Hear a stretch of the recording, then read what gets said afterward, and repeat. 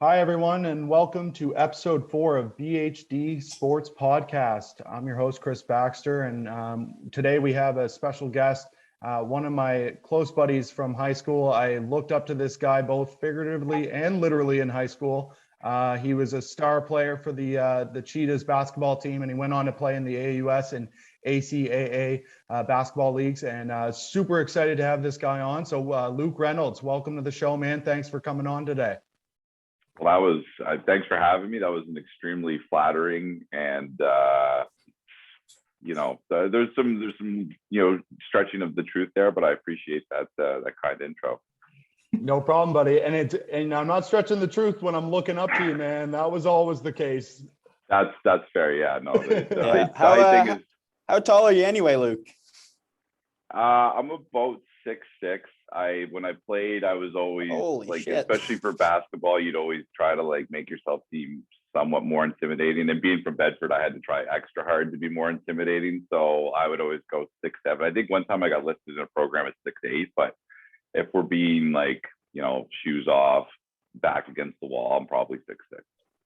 All right, so yeah, all three of us would be looking up to you. I'd like to think of myself as a generous 5'10". Depends on how kind the program's going to be. But why don't we just kind of start off with how and when did you fall in love with basketball as your sport? Did you play any other sports as a kid growing up? And I mean, basketball was probably a pretty easy sell for you being at your height.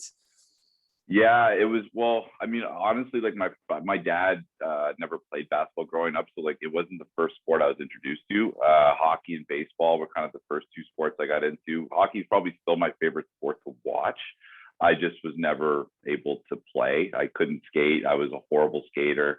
I was a decent street hockey player. I grew up playing street hockey with Brad Marcia because we were neighbors. So I always think if I could have had skating and all the other talents, maybe I could have made the NHL with them. But it's tough to say when you're 6 years old if that skill will translate further.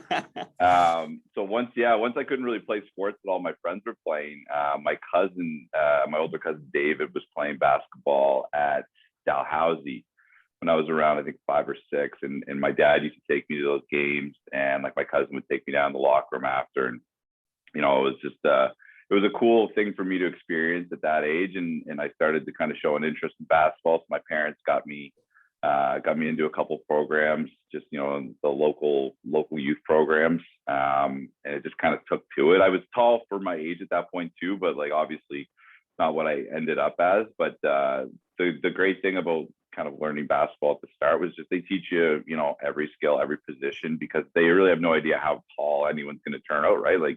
You're 7, 8 years old, you have no idea if you're going to end up 5'9", 5'10", 6'2", 6'10". So they did a pretty good job of kind of giving everyone at these camps the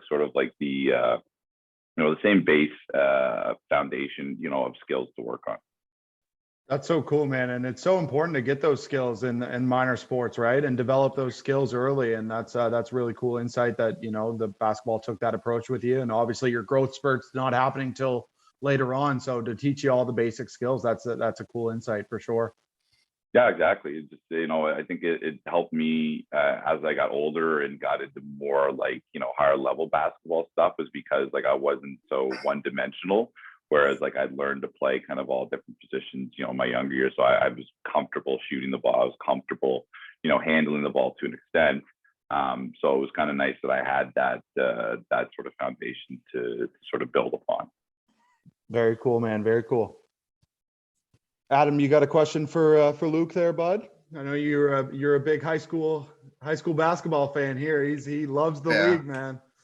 Good product. It is an amazing product. Even today, I watch it, and you see all these kids going to the ACAA. You see them going to the AUS. Sometimes some kids are going to D1 in the States, or even D2 in the States. I guess my question for you would be, playing high school basketball and transitioning between the high school game and the college game. What was the hardest part for you to to train with the transition? That's a good question. I mean, I think like you can just translate to any sport, like as you get kind of higher in your divisions or as you start playing in more competitive leagues, like everyone is just, the same height or bigger than you. The guy in high school that's, a post player that's 6'2". Well, when you get to university, the guy's no longer 6'2", he's 6'8" and has the same skill set as a 6'2" guy. So you're basically taking sort of the top players in high school that you would play against, and then one or two top players from each team. Like that's who's making the university teams, at least here in Atlantic, Canada. And I mean, it's just bigger, faster. Like everyone that you kind of go from having that height advantage, like me being 6'6", only playing in Halifax, in the Metro League, to all of a sudden you're playing the AUS and CIS or CCAA, and I go from being the tallest guy in the league or one of the bigger guys in the league and having a distinct advantage there to, and now I'm playing against guys that are 6'10", guys that have, played Division I basketball and then transferred back to the Maritimes, transferred back to AUS. So that was definitely the biggest thing, is just like the physicality of it, the speed. Like everyone is, the product here in Canada is great. I mean, I know the States, particularly for basketball, is kind of like the crown jewel. But like what some of the, AUS and CIS product, and even really CCAA still, like they put out amazing product. Like the two big distinctions I'd say between like the CCAA and the CIS is just like the CCAA is more of the guys that are like, we're 6'4", 6'5". They just doesn't have maybe the height or the speed or the athleticism to cut it full time in CIS.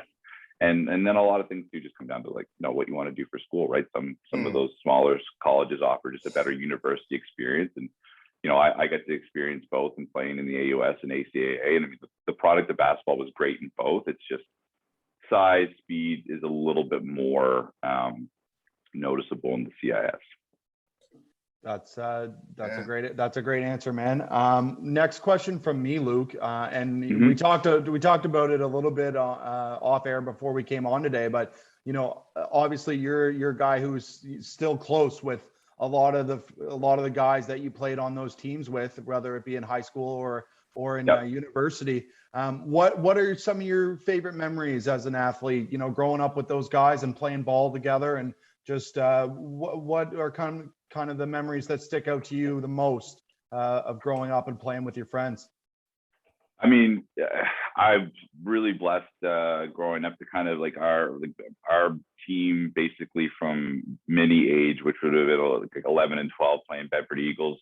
We pretty much went through all of our high school basketball together. So we played together all throughout junior high, played together all throughout high school. So a core group of friends, like I think there's about 6 or 8 of us that all played together throughout the years, whether it be on provincial teams or with Bedford or then eventually with CPA. So the fact that I still have those relationships with those guys, and, we were definitely able to enjoy some success. Definitely when we were younger, we won some provincial championships and I think midget and I think in mini as well.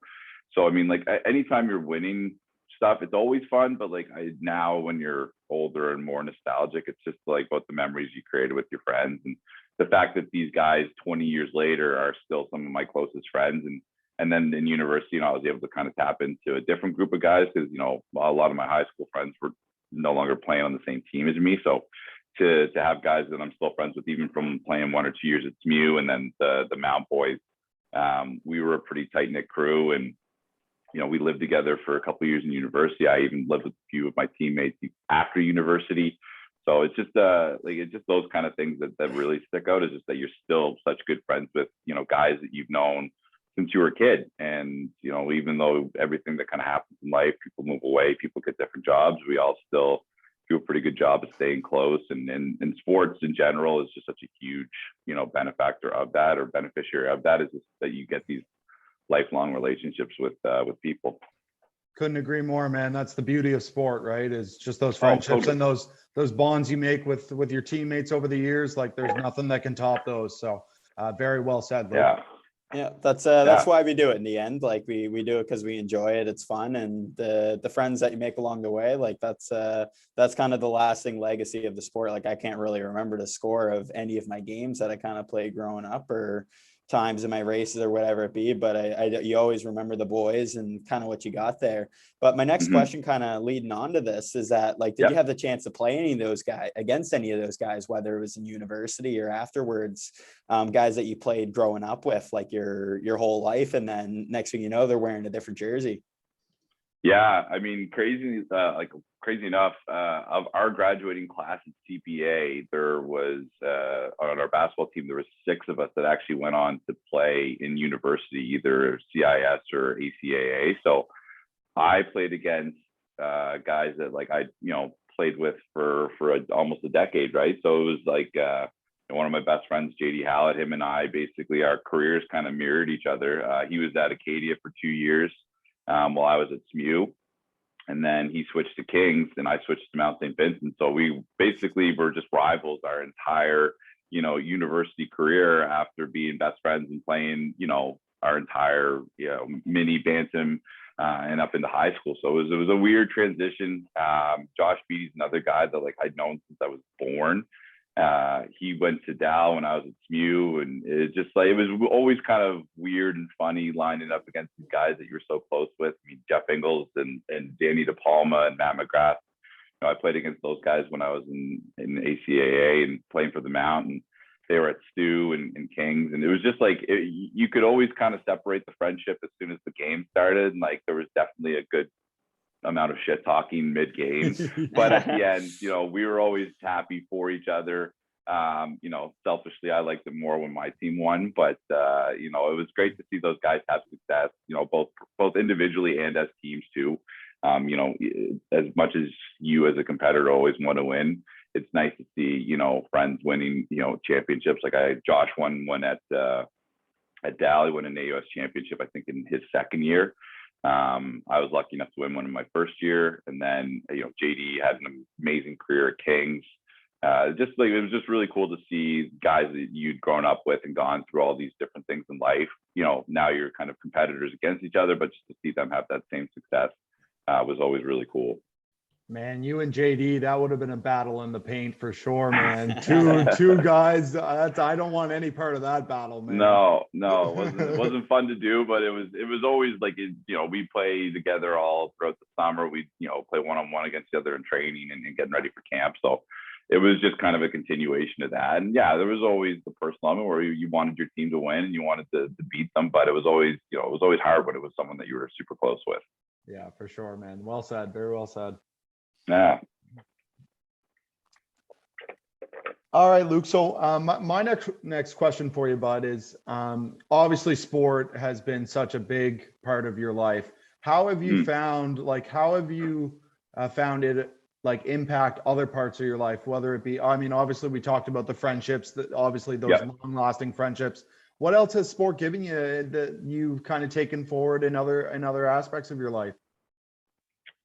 I mean, like, I think you kind of brought it up, Brett, too, just the importance of sports, and just like, obviously it teaches you skills, but like just in working in a team environment, like I got into sales after university, but pretty much any job I've ever had, I could have made like applicable to sports in some capacity. I mean, you're working within a team towards a common goal. Particularly in sales, you obviously, have your own sales quotas. You've got your own kind of, top 100 groups that everyone's competing to be in different companies and stuff. So like, there's the aspect of maintaining that, level of competition within a team environment where you want to see your team win, but you're also trying to, win for yourself. And obviously within sales, there's like financial implications to it. So I think just sports always kind of gave me that, again, solid foundation of things to build upon, where I just, I was able to take things that I learned on the basketball court and translate them into other areas of my life, whether it be work, friendships, but just, knowing that, even if you have a terrible game, it doesn't, set you up for the rest of the, it's not something that's going to follow you for the rest of the year, for the rest of the week, or for the rest of the month, right? Like it's all about kind of shaking off those bad performances, and then also enjoying the good performances, but knowing that, there's always a looming tough day around, whether that's with work or even just life in general too, right? So it's just about preparing for things as best you can. And if they don't go your way, just knowing that you can go back to the drawing board the next day and try to figure out a new game plan. That's a great outlook. Very, very well said, Luke. Yeah, that's just a great outlook to have, man. And I know a lot of and especially in the team sports, you take your losses and you try to learn from them, and you focus on getting better. And even when you're winning, there's learnings, and you try to improve your craft. And so that's a very cool insight, man. Thanks for sharing that. Yeah. Adam, so I know you had a question, Adam, about some coaching influences that Luke was lucky to have here. Luke, when you were at the Mount, I think if I'm not mistaken, you would have had Rick Plato at the time. I sure did.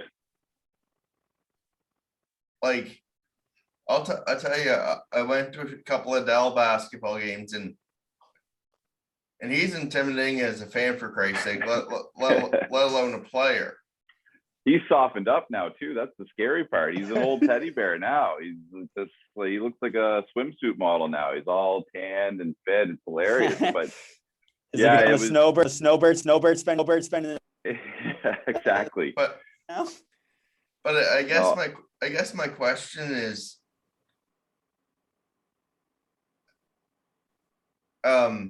what was it like playing under Rick Plato?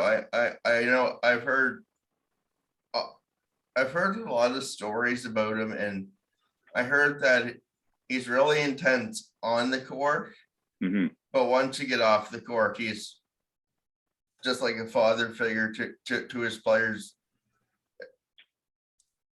What are your thoughts? No, absolutely. I mean, I knew who Coach Plato was because Chris and I went to CPA, and he was a teacher there.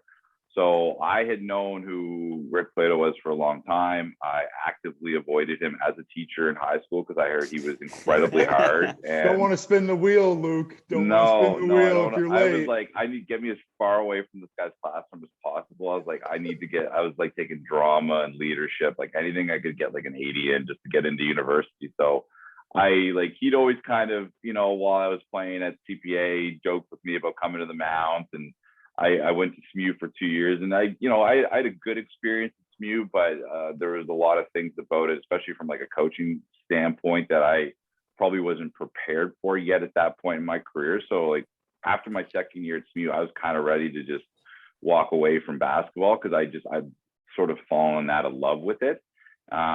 My sister at the time was in Mr. Plato's class, and he'd just been asking about how I was doing randomly one day. And she said, "Oh, like, I think he's actually like probably going to finish basketball. Like he's done, doesn't really want to do anything more with it."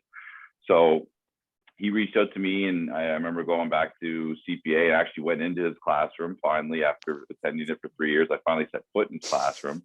And we just talked about, what I was looking for in a university experience. I was looking for a basketball experience, what my experience had been up to that point. And I was at a pretty low point in my career, and I had kind of given up on the idea of continuing university basketball. And he was just he was really great for me in helping kind of get that love of basketball back on track within the Mount. I mean, what he did there from a program perspective is incredible, and to see him continuing it now at Dow is not surprising to anyone that's played for him.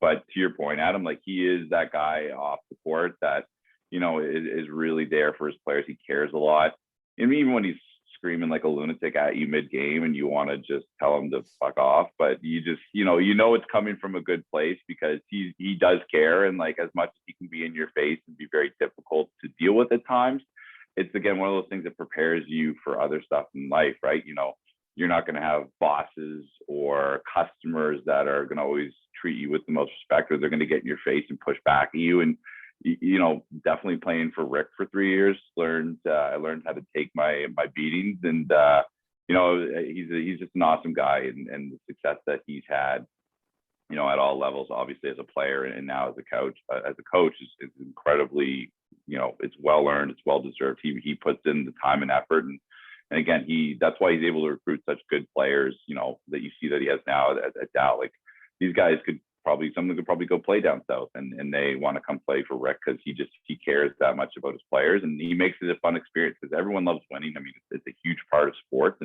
and Rick has been able to develop a culture where they, work hard. There's a lot of tough times, but like, you work your ass off all season to get that feeling when you win, the AUS or the ACAA, and it's an addicting feeling, and you just want to keep going with it. So that's one of his unique characteristics. He instills that in his players, and makes you want it as badly for yourself as he does.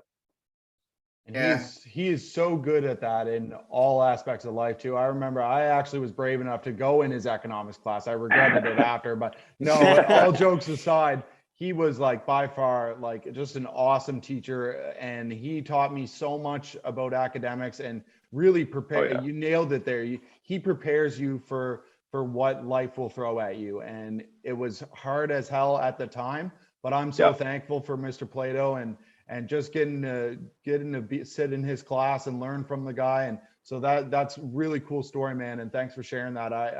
I can't imagine what it would be like to have that guy as a coach, but I'm sure it was awesome. And he wants the best out of everybody. He pushes you to get the best out of you. And I think that makes a fantastic coach, because that's what you want. You want someone that's going to bring the best out of you as an athlete 100%. Or as a student. And that's why he's so awesome at what he does. So that's pretty cool to hear.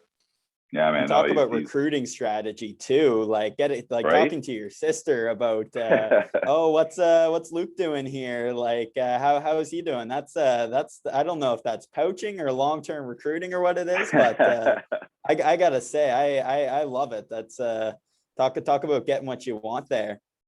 Exactly. And I mean, this is like the cool thing too, is at the Mount, they did not have athletic scholarships. So like he was recruiting guys there just based on the culture of the program and the culture of the Mount, right? So like he wasn't throwing, big stacks of money at guys to come play there. Like you can get obviously out in the States more, but like now, and even in Canada, it's pretty common for a lot of these guys to be on athletic scholarships, guys and girls, sorry.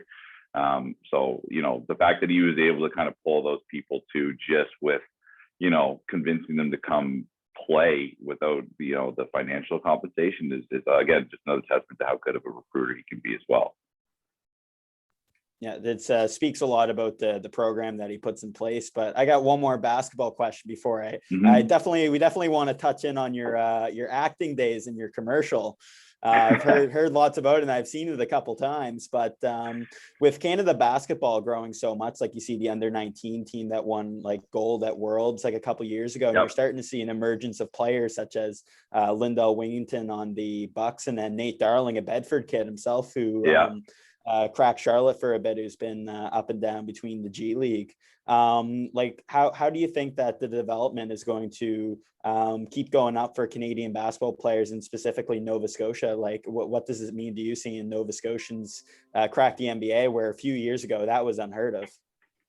It's the coolest thing in the world to see, because I mean, like obviously we're so well known as a hockey province with guys like Sid and Brad and Nate McKinnon. Like I mean, these guys are 3 of the top 10 players in the league at any given point in the year. So for basketball to kind of be catching up to that in Nova Scotia is really cool to see. Like I remember when I was in junior high going into high school, they were really starting to ramp things up with Canada basketball. So like I got to be a part of this thing called Center for Performance, which was sort of like an Atlantic Canadian training institution for young basketball players. I mean, that was like this was like the pilot project. So this would have been, I mean, close to 20 years ago at this point, and to see like what it's kind of turned into over those last 15 to 20 years is incredible, right? I remember I got invited to the Nike All Canada camp when I was in grade 10, and I got there was me and 3 other guys from Nova Scotia. I think there was only 3 or 4 Nova Scotians total invited. Like the vast majority of the people at these events were guys from Ontario, guys from BC, guys from Quebec. And to see, Lindell, and to see Nate, who like I remember coaching at SMU camp when I was playing there. He was like 6 or 7, and he was there with his brother Josh. And he just, I mean, you have no idea kids are going to grow up to be 6'6", deadly sharpshooters. But it's so cool to see that, the focus and the foundation has been laid over the last 15, 20 years. I mean, you think of guys that you played with growing up that, had they had the same exposure and same opportunities that the current generation does, maybe they could have cracked E1 rosters, or maybe they could have cracked a G League roster, or even gone to the NBA. But it's just so fun to see, you know, guys like that, like guys like Lindell and guys like Nate playing at this high level. And then not just like, you know, they're taking pictures, like they're like Lindell, I think, you know, he's played in a few games now, made some pretty significant contributions. You think I'm tall? He's on the defending champion Bucks, like, well, that as an undrafted free agent too, who made his way up from the Canadian Basketball League here, all the way up through the ranks, like. Yeah, it's crazy. Wow, like, I played with his older brother, Dorico. And I mean, just a really talented basketball family. Like, it's definitely in his pedigree.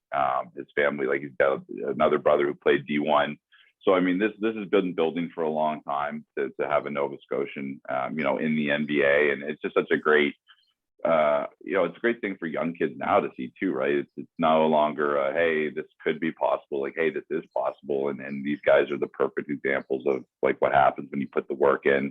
You know, there's always a certain element of luck to it, but like, you know, Lindell went to Oak Hill Academy, Nate was at DeMatha, so I mean, it'll be nice once the programs can be here in the Maritimes and these guys don't have to go down to the States to try to get that exposure. But I don't know when that eventually happens in Canada basketball, but they're 100% on the right path. And it's just so cool to see, as someone that loves the game and is just proud to see, you know, guys from Nova Scotia succeeding.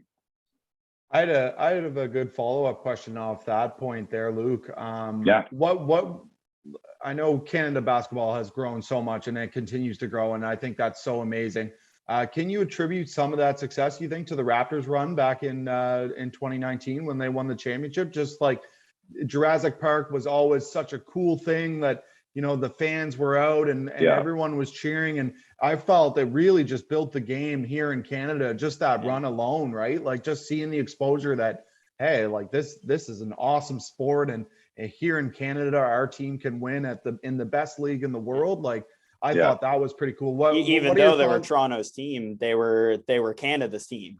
Right. Yeah. No, I mean, it was a really cool thing to see from just like a Canadian standpoint, like just the whole country getting behind you know, the Raptors and watching them win a championship. I mean, I think the biggest impact obviously was when the franchise was brought here, and then, you know, once Vince Carter came on the scene, you could see the rise in popularity. Yeah, exactly, with basketball and guys like Steve Nash and other Canadians that were kind of like, you know, there'll only be one or two Canadians playing in the NBA.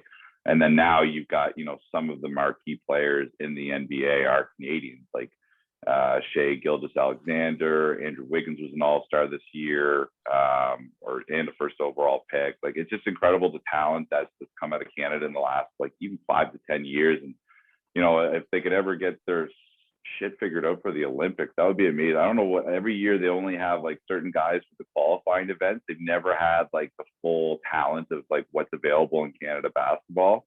And I think if we ever got to see that from an Olympic standpoint, or even like one of the qualifying tournaments, I think that would just do more to even increase the popularity in basketball here in Canada. I mean, hockey's obviously still top dog, but it's really cool to see basketball kind of, you know, asserting itself as number two and at least the most popular sport in Canada for sure.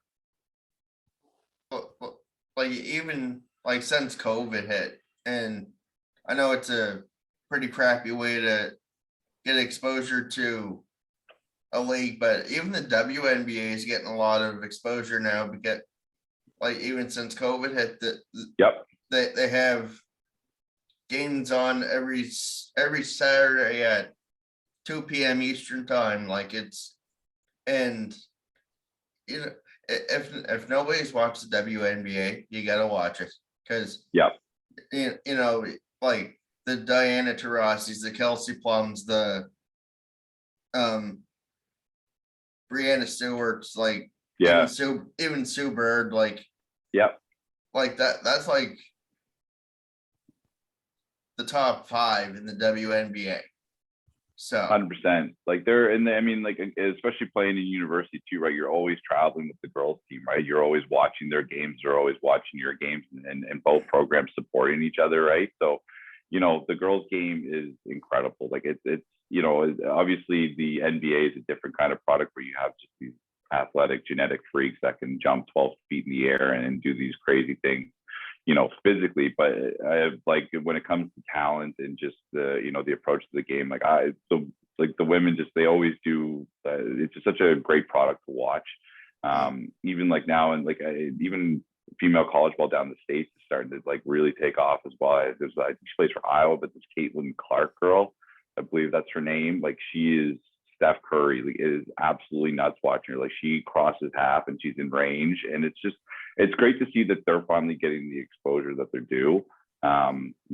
It's so much fun to watch. It's so great for young girls that are getting into sports too, to see people that they can look up to, and then to have role models for themselves as well. I mean, I know they look up to men's basketball players as well, but it's just as great for them to have these WNBA role models.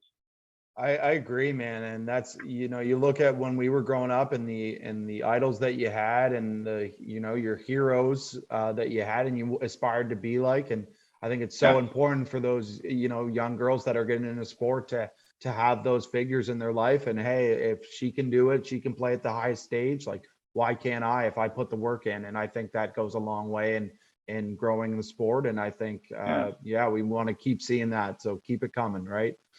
Yeah, like even Tia Nurse being on the Raptors broadcast now too. Like it's just like you're getting these star players more exposure to for the into the men's game, and it's just building more of an interest in the female game.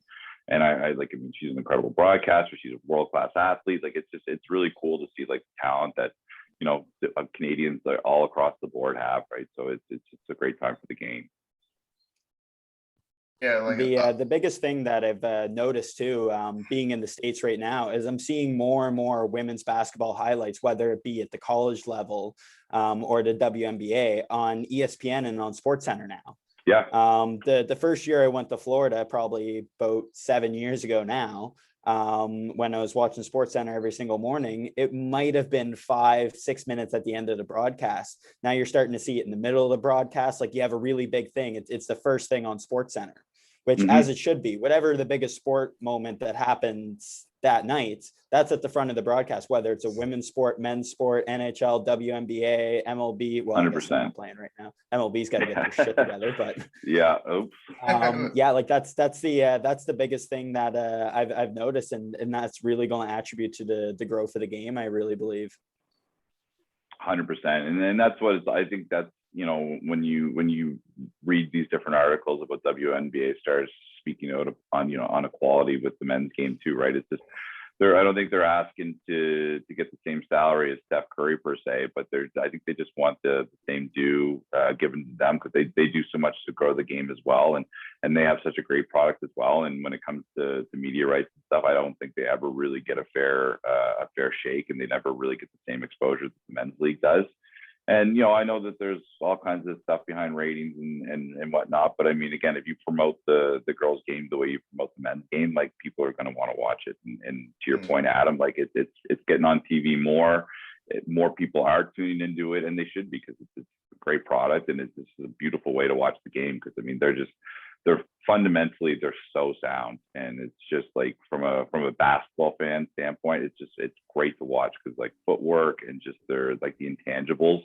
There's some guys that can get away with being an average, or not average, but like maybe not being as fundamentally sound in the NBA because they're so athletic. And then the women, they're just all so technically and fundamentally sound. It's a really fun game to watch. Tell you a story about that. I was watching, I think it was Phoenix Mercury and the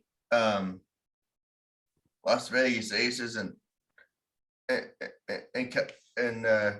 De'Erica Hanby had the puck had the ball puck. Jesus Christ. We forgive you, Adam. It's a Sunday. Yeah, Sunday. Yeah. De'Erica Hanby has the ball, throws it over to, I can't remember who it was, but, and then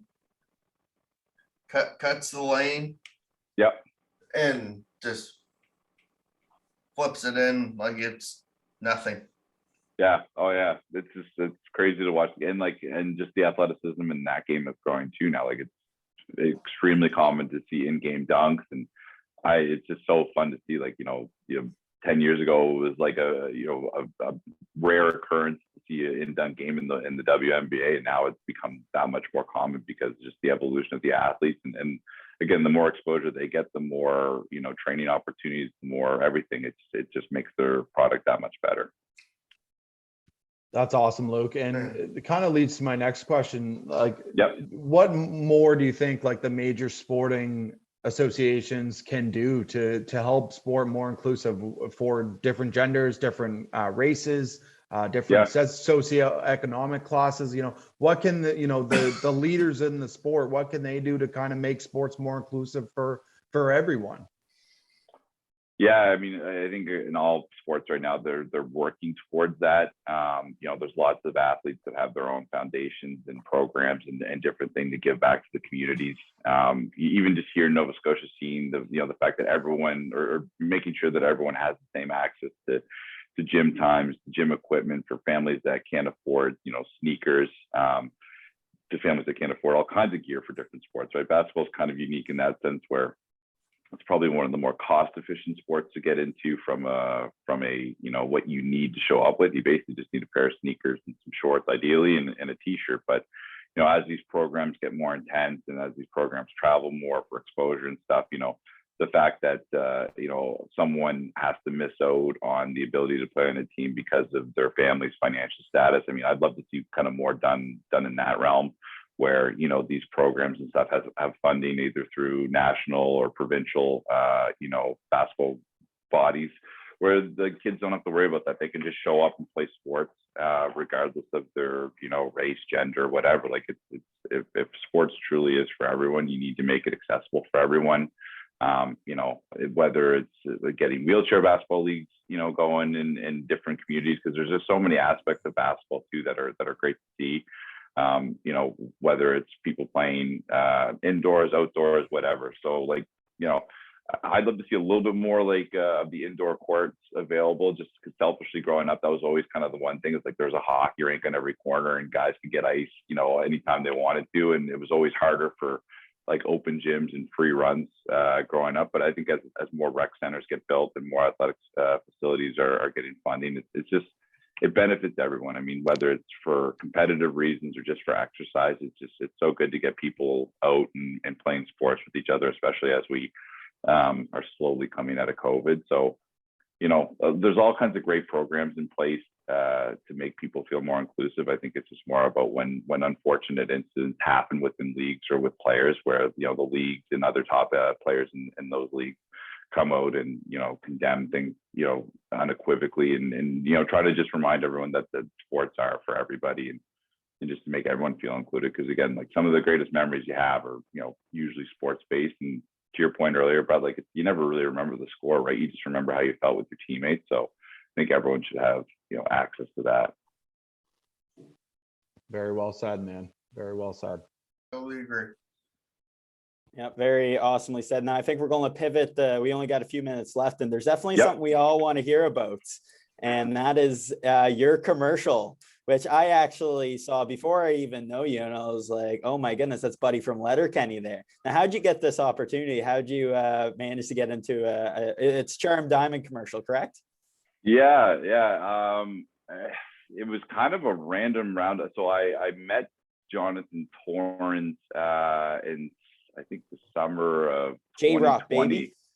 Yeah, J-Rock. And it was kind of like, I actually never watched Trailer Park Boys. So like, all the people that were around were kind of quoting that. I was like, oh man, I haven't seen any of this stuff. I have no idea. I was like, I know you from Jono-Vision and Street Sense. Like, that's what I know you from. So he was working on he was producing and running a project with a company that him and a friend of mine named Sylvia run, called Your Two Cents. Or actually it's called Canadian Content Studios, but they kind of do different productions with various companies all across, you know, the Maritimes in Canada. So meeting him on this, we just kind of became friends. He asked me afterwards, you know, he's like, hey, like, this acting kind of thing, something that you're interested in. I know I mentioned earlier that I avoided Mr. Plato's class for the things like drama. So I was like, oh, you know, I've done some, you know, some drama back in the day, which, you know, high school drama doesn't really count, but he just he would just reach out to me every couple months, and there was one particular shoot that they were doing, and someone was at like a COVID exposure site, and he called me on a Sunday morning, much like today, where I was like laying in bed, hungover, and he's like, "Hey, are you available to act today?" I was like, "Yeah, sure, why not?" And we had a great day. It was a really fun experience on set. And then they, about a week after that, they kind of reached out to me and said, "Hey, we're doing this commercial thing with Charm." There was actually 2 commercials that I did with them, but obviously the one that everyone seems to kind of seen the vast majority of us was Dylan Playfair from Letterkenny. So we shot that at Charm Diamond Center in Bedford Place Mall, which like I haven't set foot in like 10 years. It's kind of like where people go to walk around the mall, so to speak. But I think it's turning around a little bit now. But it was just a really cool experience. I mean, I seen some Letterkenny episodes, and he's obviously having a really big career surge right now with some of the projects he's working on. It was just really fun to be around people that are that talented, and just to get to hang out with them and enjoy that. So I don't know how many more acting gigs I have coming up in the near future, but it's definitely something that, again, you take different things from sports, right? There's a performance aspect to it. You're in front of crowds, whether it's someone watching you on TV or someone watching you in person, and you try to make sure that people get to enjoy what they want. And when you have people like Dylan Playfair acting in the commercial too, it makes it a lot easier. So you just kind of have to remember your 4 or 5 lines and try not to screw them up too often. I think you're being pretty modest there, Luke, too, man. Like, honestly, you're allowed to pump your own tires on this podcast here. I was so nervous the day of. Like, I remember showing up, and he was just like, he got there and he's like, "Hey man, do you want to run lines in like the bus for an hour?" I'm like, "You didn't memorize your lines?" I was like, "Oh my goodness, I didn't even know that was an option." I was like sweating the night before, trying to remember my like 4 lines, and he just shows up the day of, just internalizes everything so quickly, and even being around like people like Jonathan and Sylvia too while you're working on the set, like they make you feel so comfortable. So it's it's difficult, but when you're around people that are that talented, it makes it a little bit easier to kind of like step up and feel confident in your own acting ability. So I really enjoyed it, and hopefully we'll get opportunities to kind of do more of that stuff in the future, because it's a lot easier than trying to play ball these days, because my body can't handle the up and down like it used to. Oh man, you did a great job, man. I got to tell you, when I saw it on the first time, I started like I was an ultimate fan. I know him. That's my friend. That's Luke. Well, it had been on TV for a bit, and then I think like CTV was airing it during the Super Bowl, and I was like, "Oh, like I'm on a Super Bowl commercial." I mean, obviously it's not the US version of it, but it was pretty funny. I got a few messages in the DMs from people being like, "Is that you?" I'm like, "Yeah, I think so." So it was definitely fun to hear from different people from all across. Even I had some friends in Calgary and BC reaching out, being like, "Why are you on my TV?" And I'm like, "I don't know, but hopefully I'll be back again sometime." But yeah, it was a ton of fun. That's awesome, buddy. You're a natural, and you're a natural in this too. Thank you so much for coming on and spending your afternoon with us. It was really great to catch up with you, and really appreciate you, man. And you're one of the biggest beauties I know, that's for sure. So thank you. Thanks, man. No, I appreciate you guys having me on. This is really cool what you guys are doing, and some of the things that you're trying to highlight with this podcast. This was a ton of fun. I enjoyed spending this Sunday afternoon with you guys, and look forward to seeing what other content you guys come out with, and just appreciate your time as well. It's our pleasure, Luke. All right, guys. All right, that will do it for episode 4 of BHD Sports Podcast. Thanks for tuning in, everybody. We'll see you next time.